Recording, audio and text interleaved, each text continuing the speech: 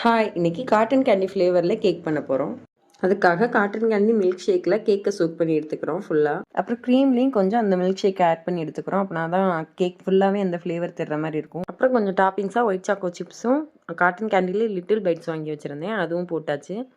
ஒவ்வொரு லேயருமே இந்த மாதிரி ஃபுல்லாக கொடுத்து எடுத்துட்டு அவ்வளோதான், கேக்கை க்ரம் கோட் பண்ணி வச்சாச்சு.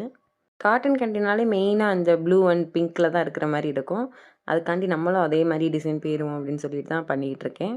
சிம்பிளாக ட்ரிப்பிங்ஸ் கொடுத்துட்டு ரோசெட் நாசில் யூஸ் பண்ணி டிசைன் பண்ணிவிட்டு நடுவில் காட்டன் கேண்டி அந்த லிட்டில் பைட்ஸ் வைக்க போகிறோம். அதுக்கேற்ற மாதிரி கொஞ்சம் கேப் விட்டு வச்சுக்கிட்டேன்.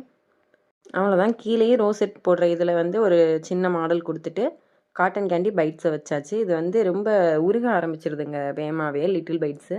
அதனால் பார்த்து தான் கொஞ்சம் ஹேண்டில் பண்ணுற மாதிரி இருக்குது. கேக்கோட ஃபைனல் லுக் இப்படி தாங்க இருந்துச்சு. கேக் ஃப்ளேவர் ரொம்பவே செம்மையாக இருக்குங்க. இந்த இது ட்ரை பண்ணலாம், நீங்களும் கண்டிப்பாக ட்ரை பண்ணி பாருங்கள். உங்களுக்கு இந்த மாதிரி கஸ்டமைஸ் கேக்ஸு ப்ரௌனிஸ்லாம் வேணும்னா ஸ்க்ரீனில் தர நம்பரை கான்டாக்ட் பண்ணி ஆர்டர் ப்ளேஸ் பண்ணிக்கோங்க.